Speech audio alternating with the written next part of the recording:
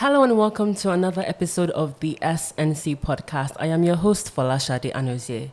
Today on the show, I have a really amazing guest. She hardly does interviews, so I'm really happy that she's speaking to us today.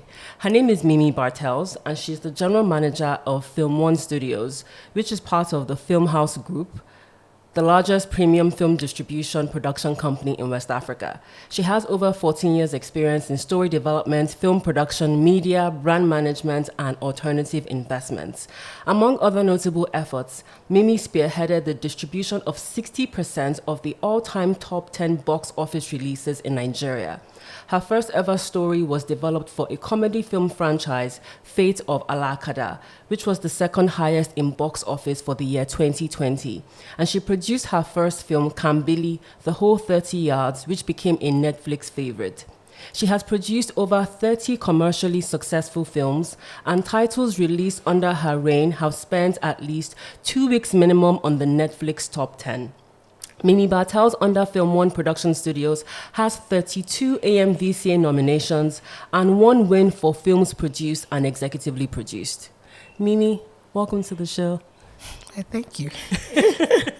We've always started, in my mind, I've been saying, Shade, you think you're sarcastic. Mimi, I'm bad. You're like, really? I'm terrible. No. But how are you doing? I'm good. I'm thankful. I'm glad to have you here. And honestly, thank you so much for making this work, because this has been a long time coming. And I know that you've been super, people say that they're busy, but, to actually just meet someone who's like super busy, but still making the time, Mimi, I'm really, really grateful. So happy to have you here. Thank you. I dodge interviews, so you're just very persistent. I know. So I was like, oh my God, this is months and she's still on my case. I know.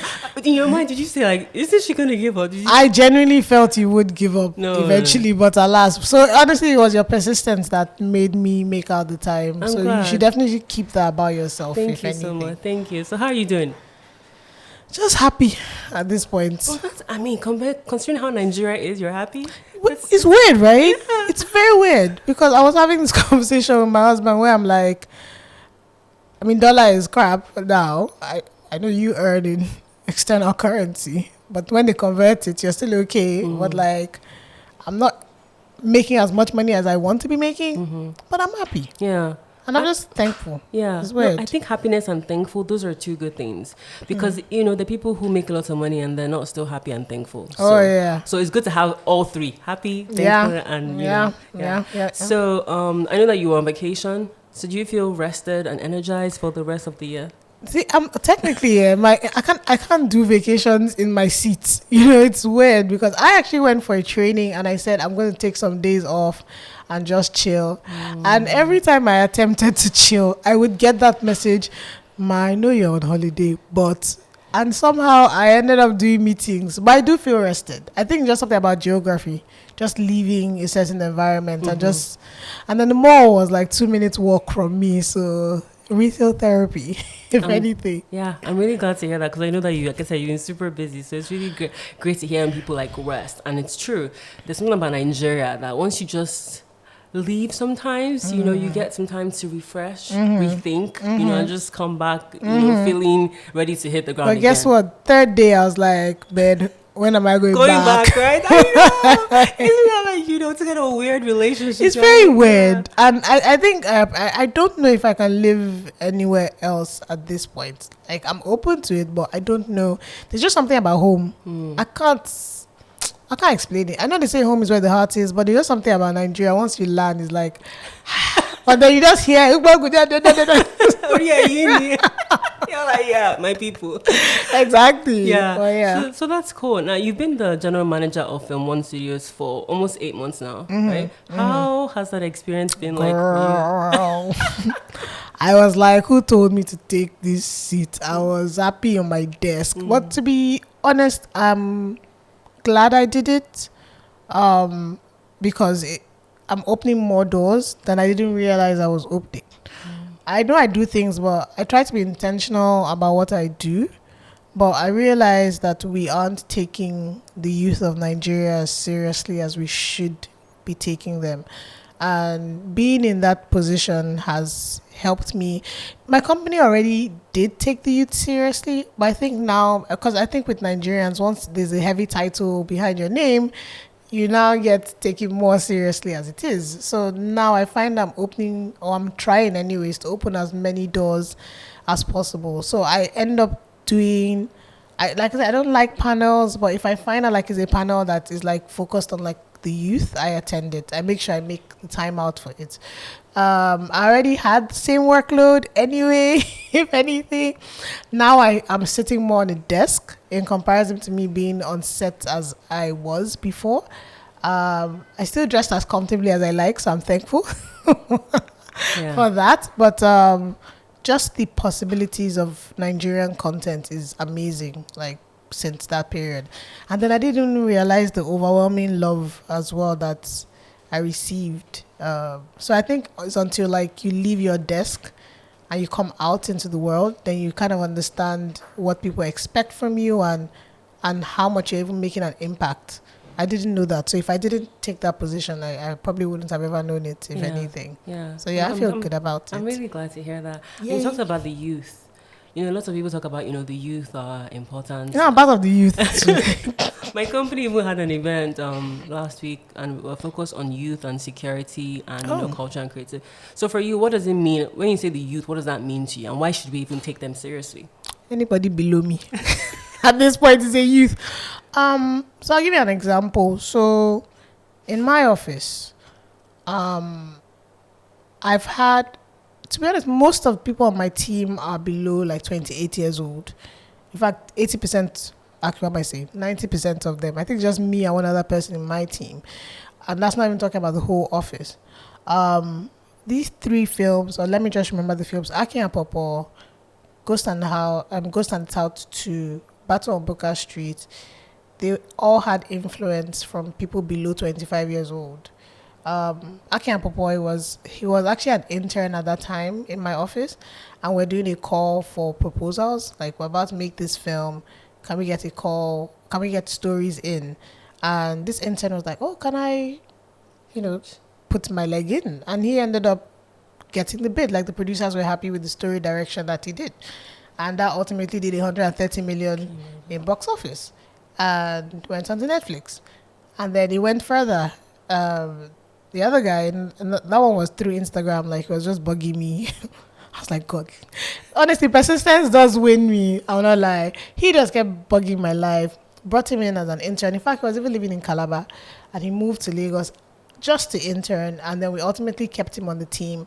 And he said, oh, Mimi, I have this story. And that story ended up being Battle on Booker Street. Wow. So if we don't listen to these people, how do we create the next set of filmmakers? That's the thing for me. We just need to keep making the next set of filmmakers. If not, we'll all just be in a rut. And I would die if Nollywood remains in a rut, because we're growing faster. I love it that the filmmakers that are the quote-unquote A-listers now have moved up to another level with Amazon Originals and Netflix Originals. But then there's a gap. Who fills in that position for these filmmakers? My job, honestly, if I can do that, and I know I've died and lived a good life, is how do I keep pushing for Nollywood content to stand firmly on the international stage? And what's important is that we don't actually need international acclaim. We don't need it. But it's just be nice to have it. Because what we've created for ourselves here in Nigeria is amazing. But then if you think about all these people, they were youth, quote and unquote, at some point. And they just kept at it. And now our names are spoken, like Oscar lists and all these things are happening, and Grammys and all that business. If we don't take them seriously, like, what's going to happen to the future of our industry? That's just where I stand with such things. I'm just like, I think that's amazing. Just because, sometimes when you're young, people just ignore you and think that you don't have the experience that someone like Mimi has. She's a GM. Like, where are you going to come from? But it takes that sense of understanding Yeah. and actually appreciating people that are Yeah. younger, to know that they have a different perspective that you do not have. Oh, yeah. As well as you have a perspective that they may not have. So you're Yeah. working together to achieve, that goal and create IP and, obviously Exactly. make money. I think the most important thing for me as well is that the reason why I would always take quote and unquote the youth seriously is that somebody took me seriously. Because when I started in this business, I was 30 years old and I had never gone to film school. I had never done anything with film. I just realized that I like making money, sorted. I studied economics, I studied finance, and I like films. How do I bring those two things together? And then I was head of marketing in a company called Spinlet, and I took a pay cut to come to FilmOne because the only position available was an assistant. But I was like, I'm going to start from the bottom. And that was me at 30 years old. I mean, now I'm, 38? Am I turning 39? I can't even keep up at this point. Yeah, I'm turning 39 this year. Next year, I'll be 40. So somebody gave me a chance. And my bosses as well are, quote unquote, the youth. And they were deemed as the youth when they started. And then ultimately, it's 12 cinemas now. And FilmOne Distribution, or FilmOne Entertainment, FilmOne Studios, auxiliary, international sales and everything. If you don't take a chance, how do you make the next set? Yeah. At this point. So paid forward is really my thing. Paid forward, definitely. And you talked about, you came from a background of finance. So you're working at a bank, actually. Yes. How did your mind say, because people will think that you're working in or at a bank. My colleague Michael will probably roll his eyes if he sees me. It's like in or at. But working at a bank, what made you say, I want to move to film? Because you could have just stayed. What was it about the industry that I mean, first of all, the era I grew up in was that film is bad, which is weird because we grew up watching film, but somehow it was deemed as, this no-go area. If you're going to be an actor, you fail, or producer, blah, blah, blah. So I never had the mindset that I wanted to do that. My mom worked in a bank, so I just figured I'll just follow her trajectory. So I was really gagging because I came back from England and I was like, I'm just going to be a banker. I honestly took business administration because I thought it was the easiest course, but it turns out that was a lie. So I just got into banking. And then when I was in the bank, I realized that people are actually miserable in that branch anyways. Our branch was tough. It was by the market. Those very intense markets then. And these people were living off loans and stuff. I was just like, I don't know if this is the life for me. It took you a while. You needed to grow in that company to actually be able to get to that stage where you would be making that kind of money. And I was like, man, okay, I don't think this is for me. So I just moved on. So it honestly took me a while to realize that I wanted to get into film. It was when, and I'm so thankful to her forever and ever, it was my friend's sister that was working on our first film. And I did a deck for sponsorship. And she was like, why don't you just come and work with us? And I was like, okay, cool. It's film. Yay, I like film. Yeah. And then I just started working with her. And she tells me that because she's dropped off film. And she tells me that she's so proud of me that I kept on that path of it. When I did that, I realized that, okay, do you know what? There's something here. We didn't make money on that film. But I was like, if people are making money, do they have two heads? What are they doing? The Nigerian saying. So I decided to go back and start learning. What are the policies? What do I need to do? How do you actually make money off content? So I started, that's when I now tried and got into the National Broadcasting Commission. Then I wanted to learn what does it take to even broadcast? What does the Constitution say about certain things? And I really learned a lot from that in terms of even censorship, because that's a big thing as well. So how do you tell your stories without annoying the laws of Nigeria? At the time you were there, were you thinking about all these things? I genuinely wasn't. I was just thinking, I just want to learn. Yeah, exactly. Because that's me. My story is very interesting, to be honest. I'm not bragging, but it is. No. But because even with Kambili being the first film I ever produced, I did not know what a producer did. I literally got on set and Kade Kasum was like, that's the producer. And I was like, huh? Because I was working on building a film fund and I was coming from distribution. I didn't really know what a producer did. I knew the term producer, but I didn't know what it entailed. So when I got on set that day, first day of shoot, I had to go home. I started watching YouTube videos. And when I watch those YouTube videos, because another thing is that Nigerians, like if they see you sweat, like everything just like falls off. And you know, like the world of production is very cliquey as well. Once they know you don't know, the whole crew, everything else goes cuckoo. So I finished that, and nobody believed that like I had never, that was my first like proper set to step on. Yeah. I started, when I started this, my journey of this is what I wanted to do. I literally started from the bottom. I started as a PA, as a production assistant. I was carrying equipment.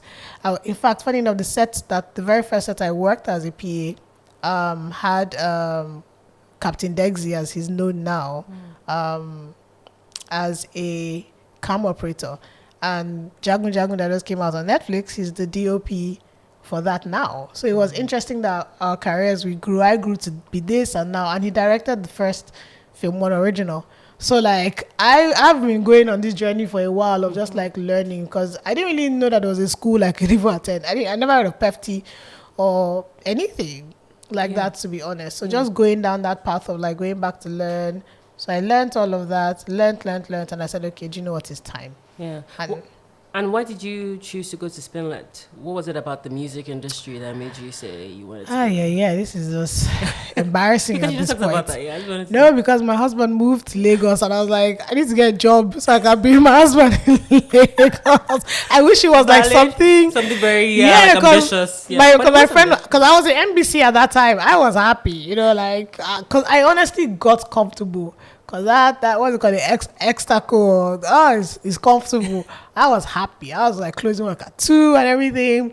But then my husband moved to Lagos, and my friend was like, it's your fine husband. If you like, leave him in Lagos. For Lagos girls. So I was like, so my friend looked me up like, there's a job position, blah, blah, blah. I was like, I could do that. And I did enjoy my time, but I realized that music is not for me. It's just, I think I love music too much to work in it, which is weird because I love movies, but music is more important to me. That's like anybody that is doing post-pro with me and I hear sound, I'm like, the sound is not the mix. What's the song, if anything? Yeah, but like movies, I felt like I could see and make an impact. So I'm sorry, Spinlet, it's just, it was love that carried me here. Yeah, and just at your time at NBC, like what were like things that you maybe you had an idea of, just briefly, that you, when you were there, like, you were shocked to find out that this is how maybe censorship works? Because I feel like sometimes when it comes to like radio or even TV, we have this idea of how people go about deciding what is rated, inappropriate or appropriate. Yeah. But when you now get there, you're like, I see, maybe there's a thought process to that thinking. Just one or two experiences. I think it was more of like a 360-degree view, and I'm so thankful for that experience, because I only ever had one point of view, which was that there's nothing wrong in this now, but what is wrong and what is right is generally relative. I always tell my team, like, there's no right or wrong, there's only opinion at this point. But the thing is that you don't know what opinion can actually do. Opinion starts a lot of things in life, period. I think it was even more of like the peak period of what to say and what not to say. That's impressed me a lot. I didn't realize, like, even learning things about like green band trailers and red band trailers, I didn't, because I don't even know if people even still know that till today. Yeah, what is that? So there's a green band trailer, which means it's acceptable for kids to watch. And then there's a red band trailer that's for adults. So films like maybe Hangover or something would be able to release a green band trailer that, it can play on any screen, but ultimately is rated 18. But then the red band trailer will have like the curse words and all that business inside. And even just learning about like the rating system. Ultimately, that was Censor's board, but because of my connection to NBC, my former boss also was Censor's board DG. So I learned a lot in terms of like what they classify as 12A and PG and all that business. It was very apparent. And I don't think, I'm not on the side of anybody, but I don't think like the Censor's board is coming at us as like, they're the devils or something. It's just genuinely like, this is the mindset of how to quote and unquote protect the next generation. And I think one of the most hurtful things that even till today I didn't realize is that census board cannot censor satellite channels. So during the day you could be watching Trace or something, and then you're seeing like, you know, the twerkings and all, but they can't do anything about it because it's not from their country. At least back then, I actually need to check if they can do something about it now. Actually, I think it's reduced actually during the day, if anything. And once that 9 o'clock hit, boom, it's gonna go red. That's very interesting. Thank you for sharing that. Now, as a GM, when you're looking to develop a series or a film, what are you looking for? Do you know I get this question all the time? Because we want to know now. I mean, if I want to produce no, but you know, it's fair. It's honestly a fair question, because even I'm talking to the streamers, and then anyways, before I got into this seat, I used to ask, what are you looking for? Honestly, I'm just looking for a story that hits me. And people don't get that. If a story is relatable, the more successful it would be. People just want representation. People just want to know that their stories are being told. And I keep telling people that, like, all of us are just either educated amebos or uneducated amebos. Because if you think about it, people will say, oh, I don't watch films. Yeah, but you watch news. Why? You want to connect. If your content connects to people. Now, the only problem with this thing is when people send stuff, they generally do believe that they are making some form of connection because their friend said it's nice. And that's always the problem. Your friends said, the first thing I did when I got to this business is block out my friends. Because friends, they'll have your back. And they also want to encourage you at the same time. But my friends are not the ones that are going to buy the tickets. My friends are maybe like 10 to, say even 100. I need to sell to millions of people. What connects to millions of people? And then it also depends on the platform. Is it headed to cinema? Is it headed to a streaming platform? What works for these things? And ultimately, I've learned that with the Nigerian process, even now I'm learning internationally as well, is that content is escape. So if your content doesn't make people take themselves out of their lives for an hour, 30 minutes to 2 hours or 3 hours at this point, then maybe it's not meant for the cinema screen. Maybe if you want people to easily connect more to their lives and what is going on, maybe do it in the comfort of their homes. So it's not a particular thing I'm looking for. It's just more if I read this story and it hits me. Because the problem is that story and my husband are like one-on-one at this point. Like, because if you think about it, like, you're in a relationship with your story for many, many years to come. It lives on forever. So you're going to spend a lot of time developing this story, breeding this story, taking care of this story, making sure you get the right people to even tell this story. So if you don't have that content that makes somebody say, I'm going to ride and die on top of this thing, then maybe it's not ready to be made yet. Maybe just go back and tweak it a little bit, if anything. Yeah. So ultimately, relatability and able to connect. That's it. You talked about the having a story suited for cinema and platforms. Can you explain more about that? Because I would think that, I mean, I get, it's funny. I don't know. Have you seen Oppenheimer?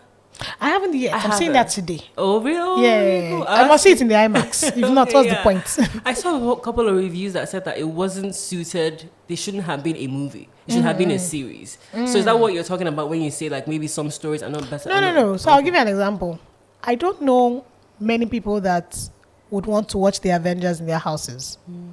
There are some movies that you just need to watch together.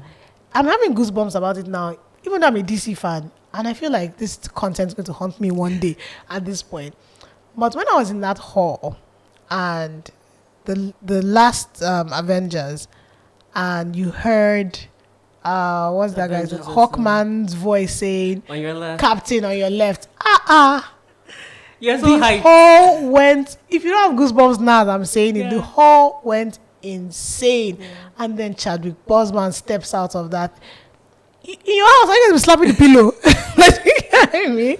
That those kind of films that are just meant for community, if anything. And that's why most of these people that are even doing their films that are going to Netflix are still doing premieres.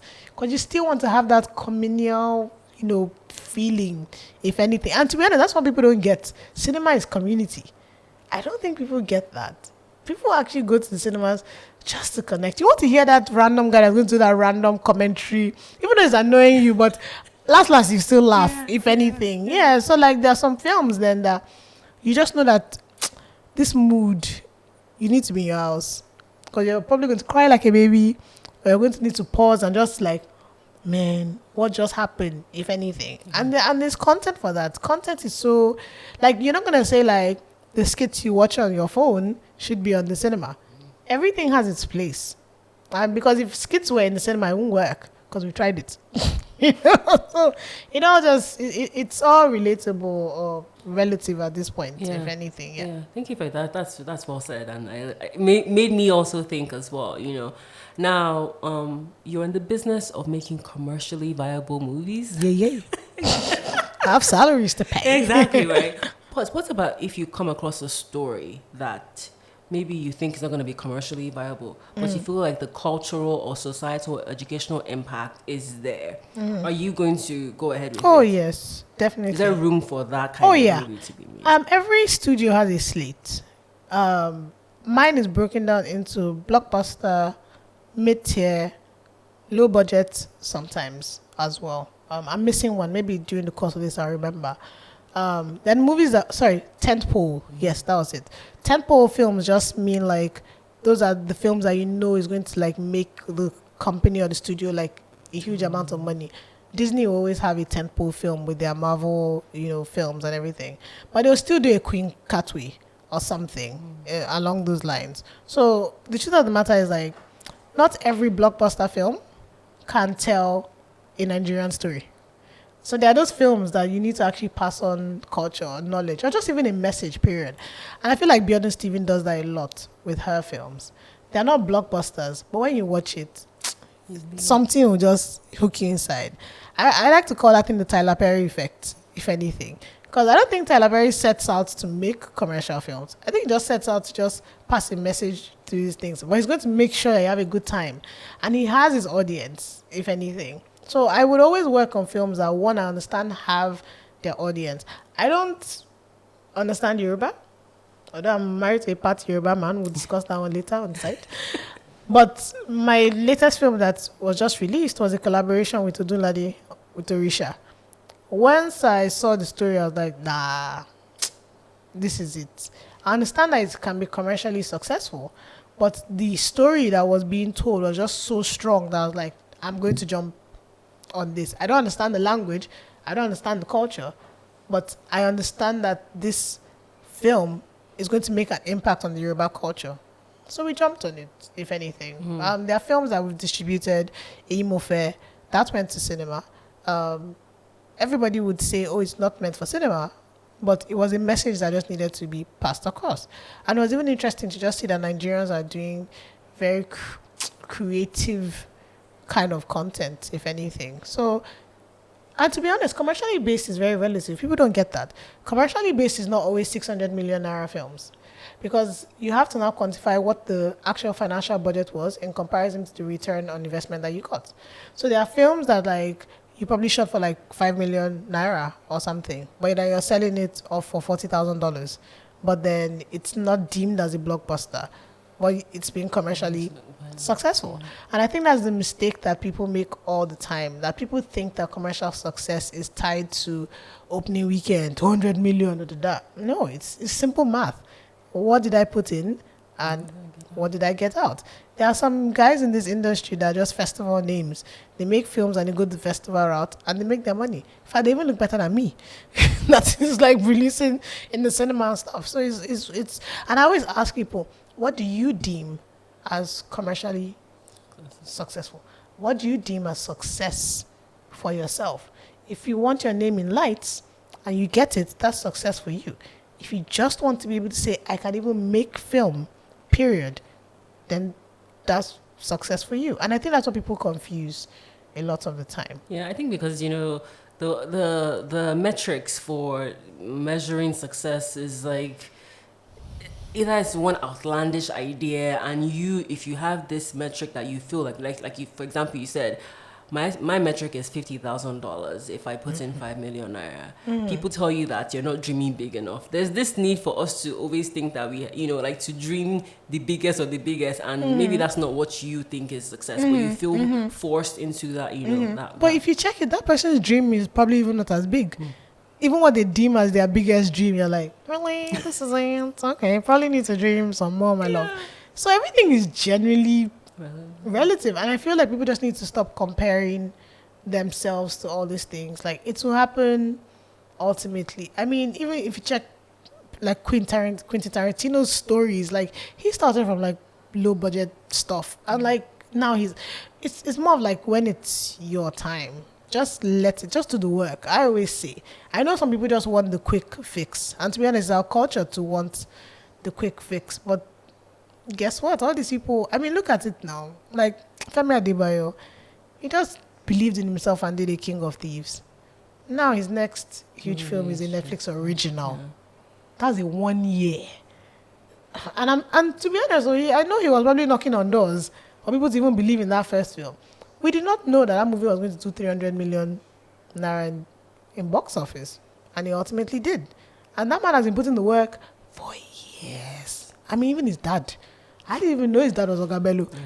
Like, you get what I mean? So, like, it's up to you what you deem as success. Yeah. And you talked about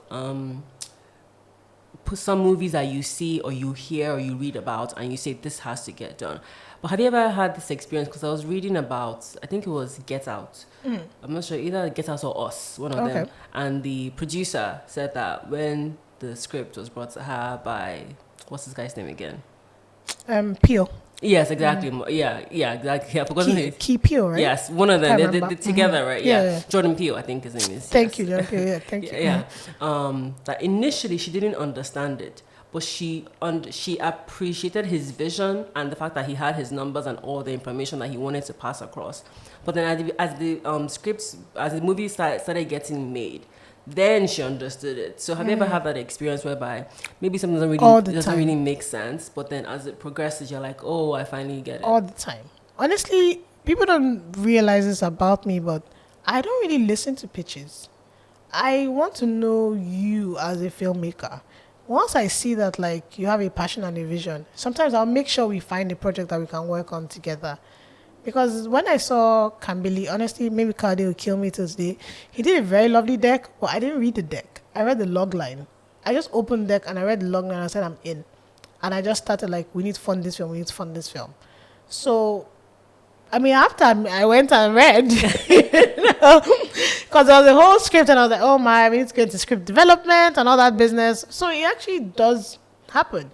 People don't realize that, like, film is such a collaborative effort that people actually look at you first, like, can I work with you? I mean, they're the ones that can stand alone, but I don't know anybody in this film industry that has not had a collaborative effort to have because you literally have to work with DOP, you have to work with this, you have to work with that. Some people buy into you first before they now buy into the vision, and they buy into the story, and then they buy into the script. So I've experienced that so much. So that's what people don't get. Like, I just want to I don't even need to meet you sometimes. I get feedback. And I don't try to listen to what other people have said. I don't try to listen to what other people have said about you, because I realize that people never give the full context of what actually happened and stuff. So you can't really rely on certain things. Yeah. So yeah, there are many times that I've just based on, I believed in what the one sentence I read and like, let's ride. Now, as a producer, do you feel like your background in economics has really... Because I asked that because there's a lady that I was reading, like, I can't remember her name, and she talked about how people take her more seriously because she's able to explain the numbers. She's able to break it down, and they're like, oh my God, you like you actually get, the financial aspects. Every producer needs to go and, I don't know, do some course in business, something. Because I was talking to a lady in SA when I was there, and she said she got a deal with Netflix, but she was lost because she didn't know about the contracts and the numbers and the budget and everything. And she was like, I've gotten this deal now. They believed in my story, but I don't have producer knowledge on this thing. So she had to get an agent that, if I didn't have that, honestly, I wouldn't be able to be saying fancy words like ROI and my Apex or my OPEX or my CAPEX or whatever it is, or my budget or my fancy lines. So it actually does help. And I don't know if you can actually proudly call yourself a producer if you don't understand the very term of producer is ultimately to produce. It's a product. And what does a product get? A demand. A demand ultimately leads to supply. supply ultimately needs to return. So like if you don't get the very foundation of that title that you hold, maybe I don't know, rethink life. Rethink your career. Just rethink it. You know? But that's you problem. I'm only here to survive on my own. If anything. Totally get that. And you talked about remakes, and you know, you talk about DC comics. You know, all these. DC. Okay. Still, like, you know. I was gonna wear Black Adam today. I picked the wrong, hoodie. So I was I quite haven't upset. seen Black Adam. Was it good?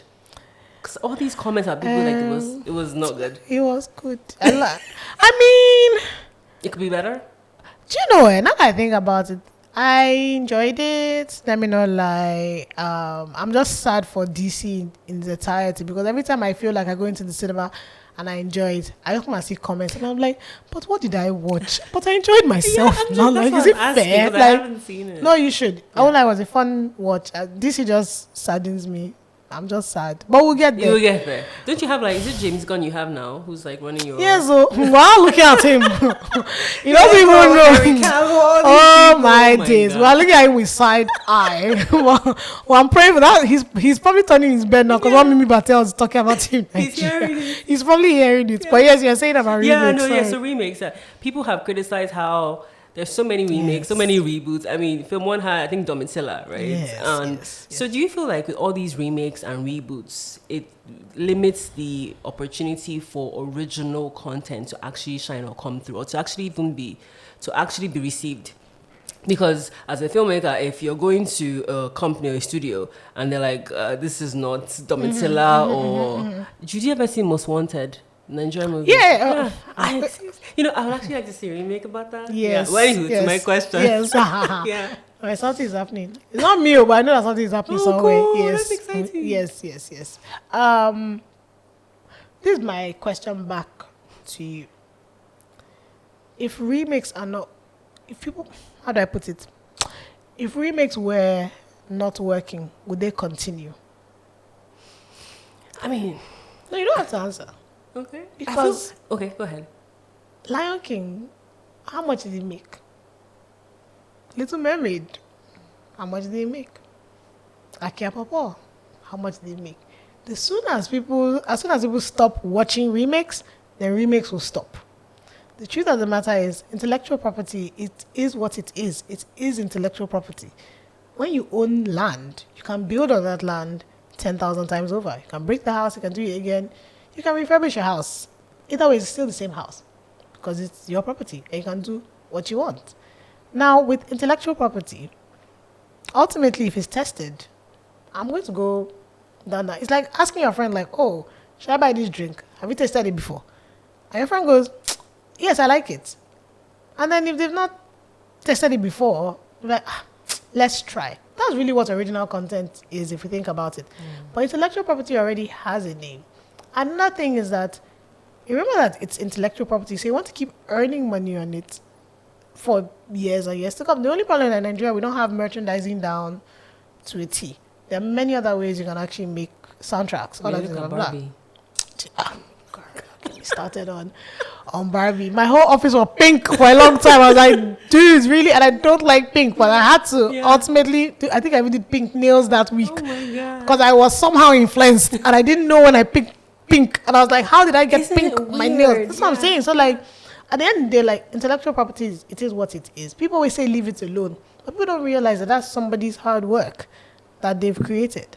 And that's their life's work. Not everybody can let go of their life's work. Somebody else keeps remaking. And to be honest, people don't realize that with intellectual property, there's so many characters in these stories that can have spin-offs and can have lives of their own. So I would never say stop with remakes, but I'll never say stop with originals. I feel like those two things can coexist, really. Because if not, then Oppenheimer should never be made. So is it more of like don't stop the remakes, but rather stop making shitty remakes? No, but that's what I even remakes. say. What classifies as shitty? Do you get me? Yeah. Because it's so relative. Subjective. There are some things that people watch and I'm like, you enjoyed this? Okay. But it's making money for said people. What do you do?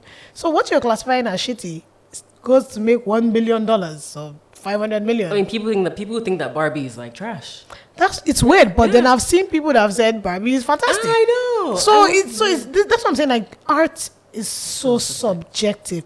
I do not understand the concept of sitting on the toilet seat and sharing reels to our friends and me watching every time. I mean, I love my husband. He keeps sending these things to me. I was like, okay, I have to actually find time to catch up. This is entertaining to people.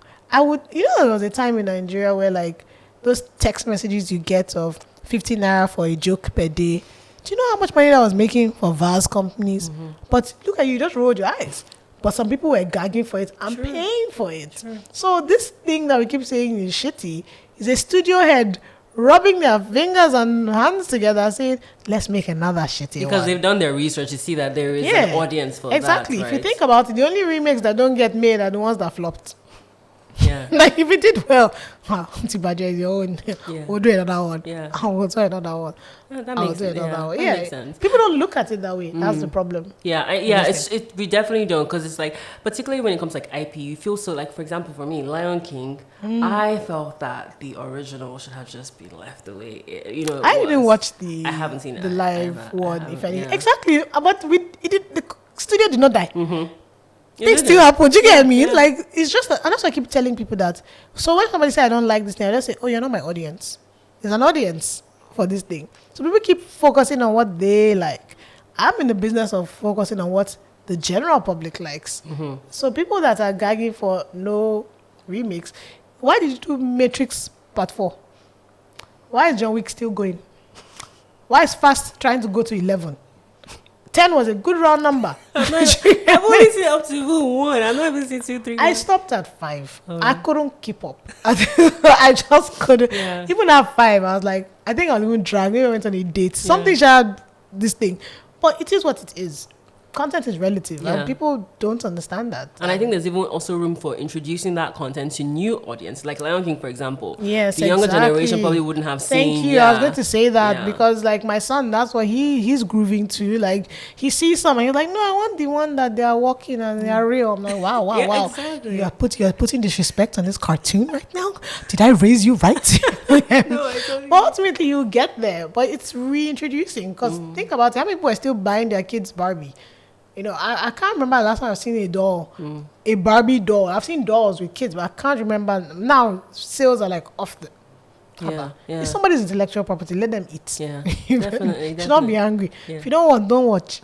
I agree, and that makes sense. So you've been in the industry for quite a while. What are some of the, maybe 1 or 2 threats and opportunities that you see for the film industry? Because, at one time, it was like cinemas are going to die. Streaming is going to be, and now cinema is, people, like you said, there's that communal aspect. So if you just share briefly about that. Honestly, biggest threats at this point, I'm so scared of losing collaboration in the industry. That's actually one of my biggest fears at this point. But just other side of things, funding. It's weird because there's so many aspects now that are available. Creative funds are popping up here and there. I'm a bit worried that producers are not taking the time out to actually research on how to access these funds. I'm worried about copyrights, piracy. And there are a lot of threats, so honestly, at this point, it's actually a lot. I'm worried that people are not taking the industry as seriously as it should be. I mean, look at South Korea. Like, they had bad rep. And now their content's like, if you're not watching a South Korean thing, they'll be dragging you online like, oh, you're not a K-drama person or something. How do you get to that level that Nollywood doesn't die? I don't think the cinema will ever die. I don't think it's possible, if anything. Streaming and, the exhibition of cinemas, we call it exhibitors. Cinemas and streaming can live happily ever after. For me, it's that it just continues a different life for the producer, and that's where the opportunities lie, because it doesn't die in cinema like it used to. Then it used to be VCD, DVD, but then the pirating was just a lot at this point. I'm worried that if the government doesn't step in, I don't know how much longer we will keep being recognized by the international world. I've seen countries like South Africa that like they have incentives, they have grants, all these things, like they're actively pushing. I mean, don't get me wrong, they have their own things that are going on. They're not perfect, if anything, but I see an intentionality with their content, if anything. There's opportunities in various job titles that I don't think people are even exploring yet. There's creative producers, creative directors, script producers, development executives. We need development executives, and they just basically what they do is they're just a bridge between the creator and the business. They're just trying to get the story to the most optimal level to be commercially successful. And again, commercially successful doesn't necessarily mean that it's not a good film. It's the development exec's job to make sure that it's a fantastic film, and then everybody's still walking home happily, with these things. Education worries me as well. I don't feel like we're taking enough time out to learn. Not that you're going to school, to actually learn about the industry. Because when I see some stories from producers sometimes or storytellers, I'm like, did you see what people actually like?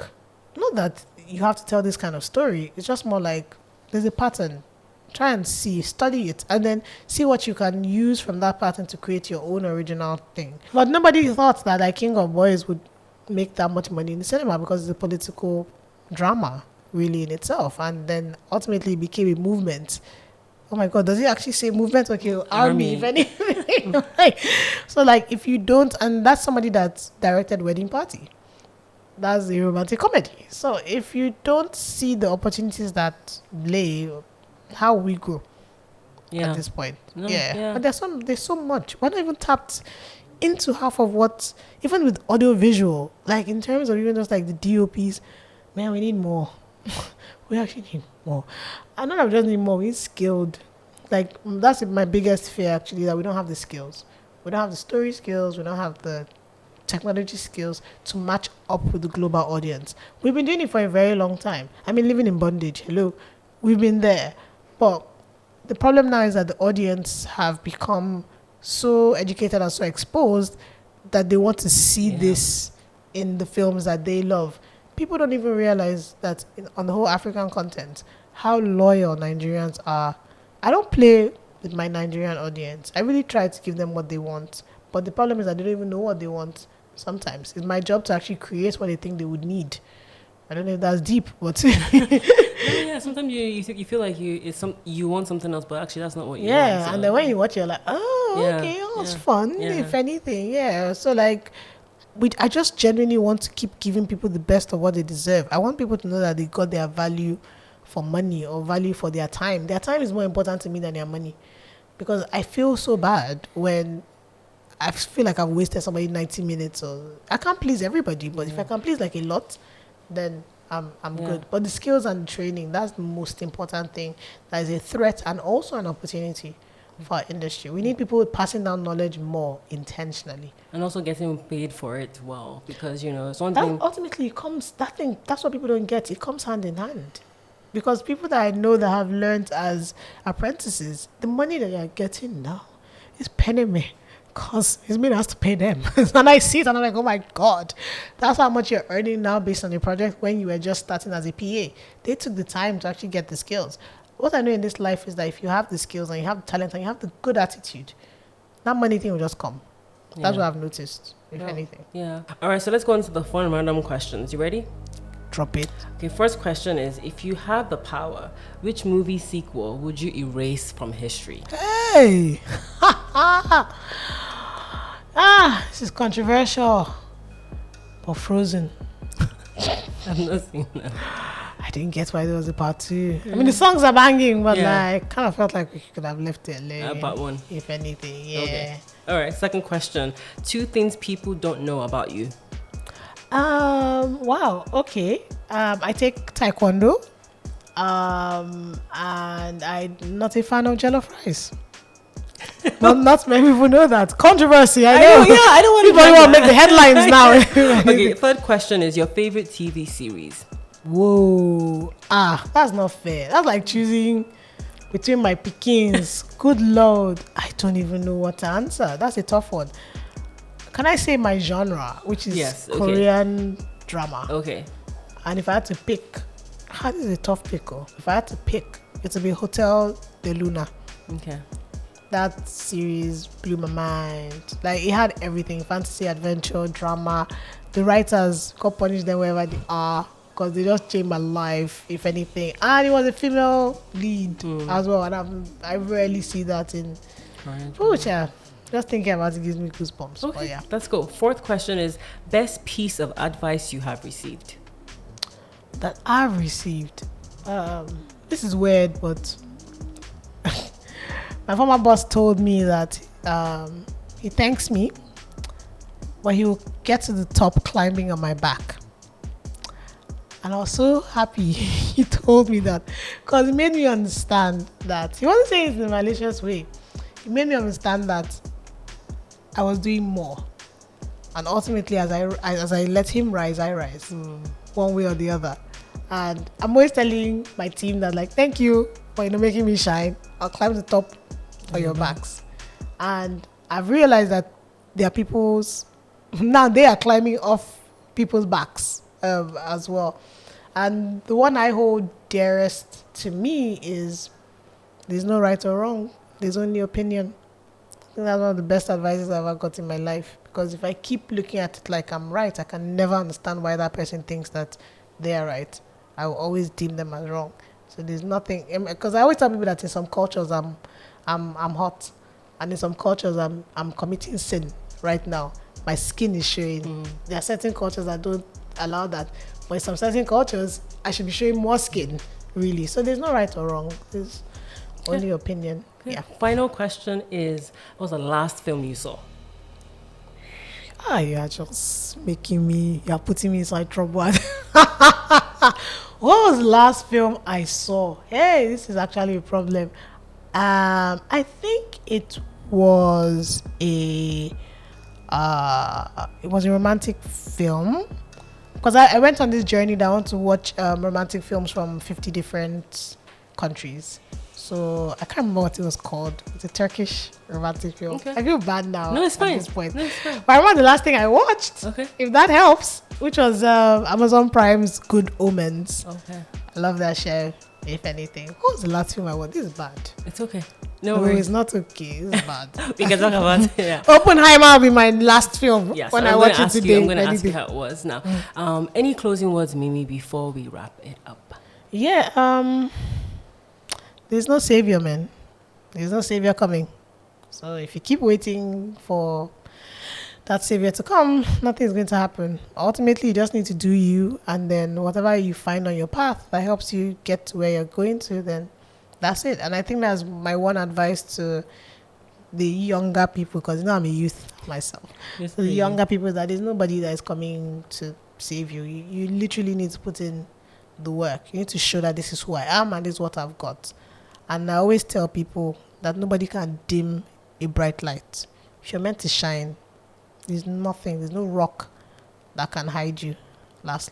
Yeah. So shine bright like a diamond, as Rihanna said. Yeah, I love that. Are you on social media? I am sometimes. Okay. Can you share either whatever handle that you feel comfortable sharing? Yeah, at Miseducation of Mimi, and that's my Instagram. I think my Twitter is at Mimi Achineku. I'm not sure. It's been a while. And my LinkedIn is Mimi Bartels. Of course. If anything. Okay. I don't mind. I'm open. Please hit me up. I always respond. That's great. Maybe 1 year later, why also? Yeah, no, that's great. Well, thank you so much, Mimi, for your time. No worries. And thank you to our audience for watching and, of course, listening. And please don't forget to subscribe to our YouTube channel. I'm not so sure where that's going to come up, either here or here, but don't forget to subscribe. And as always, you can find us on Instagram, Twitter, and Facebook at TheSNCPodcast. And I am on Twitter and Instagram at Shade Nonconform. Thank you so much. Bye, everyone.